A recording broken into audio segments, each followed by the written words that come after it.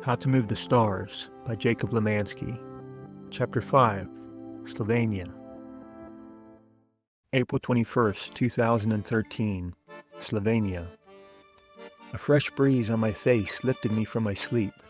I looked out of my hammock to see a touch of dawn on the horizon. I felt refreshed, my spirit was light. I'd fallen asleep feeling alone, but woke up embracing my isolation. I recognize that in trying to go as far as I can, I've made my destination so personal that I must arrive alone.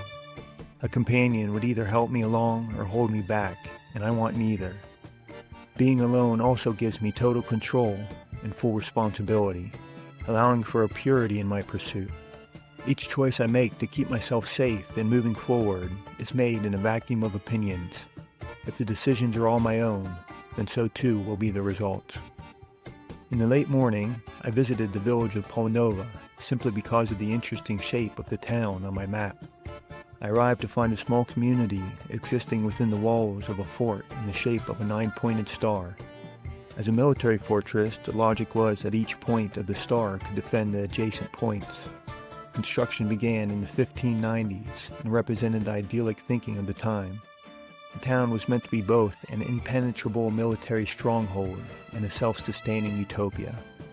Aspirations have been tempered in the intervening 400 years. Now, the sleepy town has a few wandering tourists, but little else. Throughout the day, I passed a dozen small villages, each separated by a few miles of farmland. I was between fields of wheat when I realized that each town I went through had a clock tower, either attached to the church or standing independently. They are always the tallest structure in town and could be seen from miles away. Pulling to the side of the road, I looked around at the surrounding expanse of farm fields and counted 5 clocks poking up over the horizon. I imagine the farmers here are never late for dinner. I got on a smooth road with a wide shoulder heading towards Slovenia. I was enjoying the pleasant day and was lost in my thoughts when I failed to notice a police car pull up behind me. I jumped in my seat when the siren went off. The sound was different from the French sirens, which were not the same as those in Spain or Portugal. Even the emergency vehicles have accents. I pulled over and the police car stopped just in front of me. 2 men in uniform got out and told me I wasn't allowed to bike on the highway. I didn't realize that's what I was doing. They weren't too upset though, and had me follow them a couple of miles to a gate where they let me onto a side road. Soon after, I crossed the border into Slovenia. Prior to arriving in Slovenia, I was only vaguely aware of the country's existence. What I've seen so far is rural, with large rolling hills and fertile valleys. I'm sleeping near the town of Ajdovščina, which sits nestled against a forested mountain, 2,000 feet tall, with sheer rock poking through at the top. This is a pretty place, and I'm not the first to think so. The town's history dates back 4,000 years. I got a kebab when I arrived, and watched the gray clouds darken while I ate. Rain began falling as I left the restaurant, and with few options, I took shelter in an empty parking garage at the edge of town. I thought I would be spending the night there, but the rain subsided just before dark, and in the fading light, I raced into the nearest farm field to find a patch of wet grass where I could lay down for the night. I feel well hidden now that darkness has arrived. Above me, thick clouds have blackened the sky.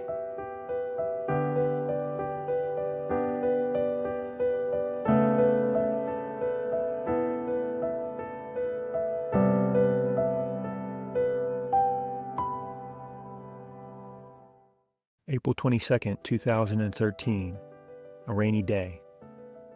I woke up in the farm field hungry and out of food. The grocery stores in town wouldn't open for hours, and the morning air was too cold and damp to wait. I left into a 2-hour climb as a light rain settled in.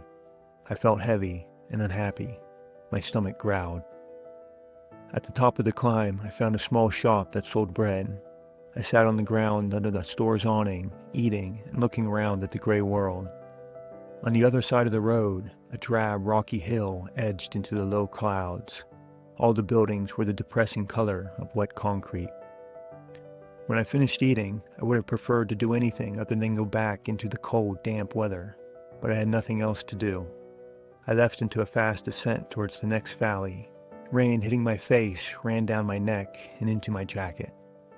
In the afternoon, I found a grocery store named Heifer. Regardless of culture or language, I've noticed that grocery store names are typically short, and their signs all use the same thick font with inviting colors, as if grocery store brands is a freshman class in every design school. Aldi, Lidl, Spar, Dia, and now Heifer. I've learned to identify them at a distance, which, for this adventure, is a very practical survival skill. I met another cyclotourist, a South African man spending a year meandering and photographing birds. He was on his way to Italy to find one that he excitedly described as having black and white wings, a long beak, and orange feathers on its head. He asked if I had seen such a bird. I told him I hadn't, but I'll keep a lookout.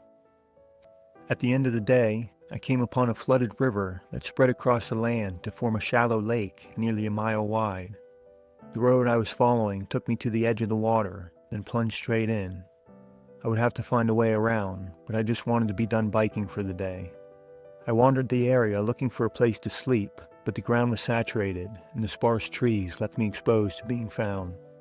I stood next to my bike and contemplated the flooded road ahead, wondering how deep the water was. I would have to make a decision soon. Beneath the thick clouds, my light was fading fast. At the exact moment I needed help, a pickup truck pulled up next to me and stopped. In the cab was a husband and wife and their young daughter.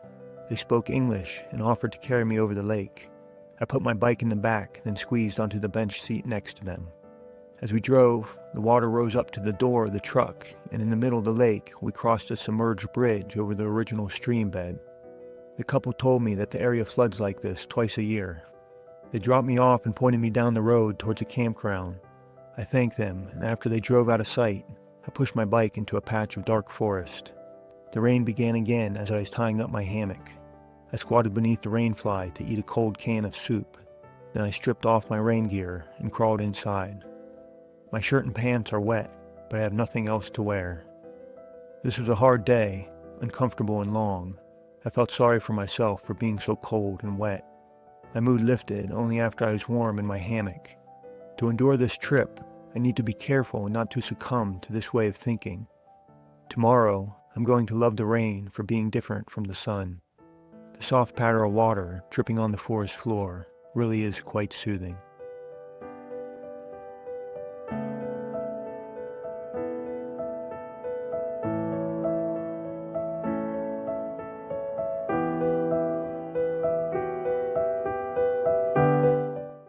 April 23, 2013, Slovenian hospitality.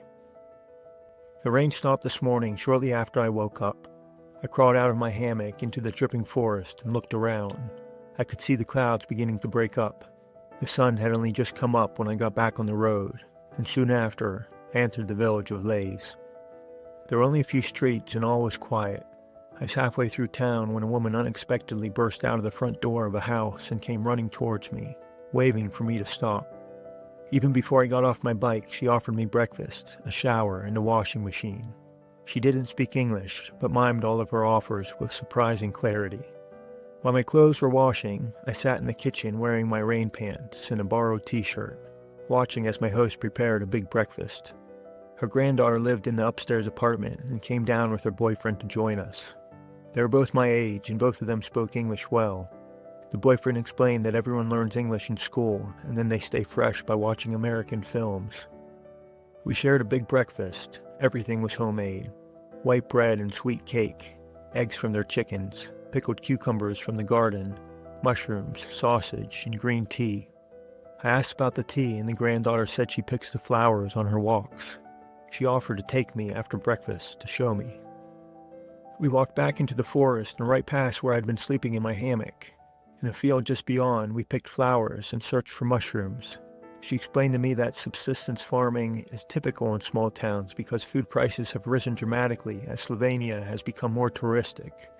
When we walked back through town, she showed me the rabbits they raise for meat. I stayed for lunch as well. The grandmother made us turnip soup and sausage. Afterwards, she insisted that I take a nap in the spare room. Convincing me wasn't hard, and I fell asleep soon after laying down.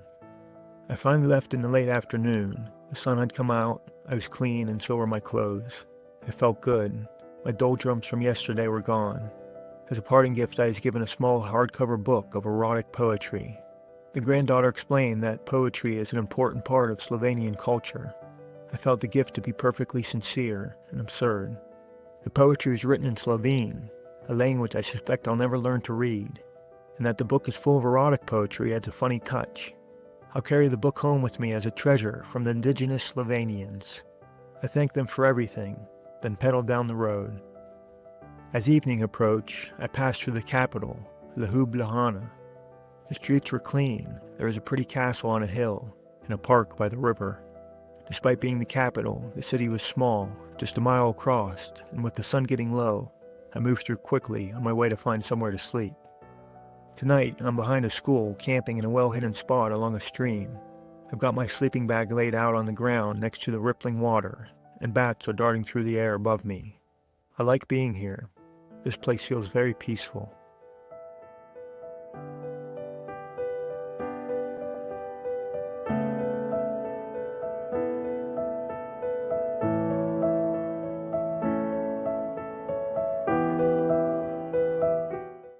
April 24th, 2013.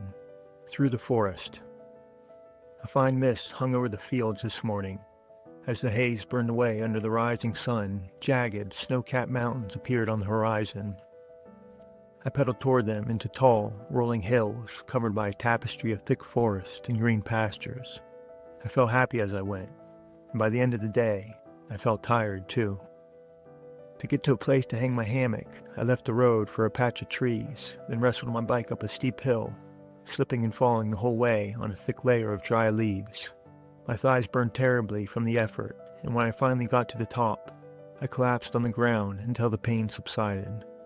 This is a good spot though, secluded, quiet, and very dark beneath the leafy canopy. I was on the edge of a dream when a sound from the forest penetrated my sleep. I woke disoriented and confused about where I was. The night was so black that I struggled to gain my bearings.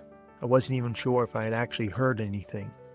Peering into the darkness, I held very still and listened. Something was out there, close enough that I could hear breathing. Slowly, without making a sound, I moved to get my headlamp. I was nervous about what I would see, but I pressed the lamp against the bug mesh, then turned on the light. The creature stood just beyond the reach of the beam. The only thing that I could see were a pair of white glowing eyes staring right at me. I was petrified. I didn't know what to do or even what my options were. Then I heard a frightening bark, the same hoarse bark that reverberated across the hills a week ago, raspy, guttural, and booming. Whatever the animal was, they had found me. The creature barked a second time with an intensity that hurt my ears, and took 2 steps towards me. I fixated on the cold, white eyes and held my breath. After a very long moment, the creature turned and ran, crunching the dry leaves under their feet as they quickly moved away. I grew up around the forests of the Appalachian Mountains, and I know the sound of those footsteps. In an instant, the terrifying forest creature transformed into an annoying deer, but I've never known a deer to bark like that. I can still hear him moving around in this area. Neighborhood dogs are barking, and the deer is barking back.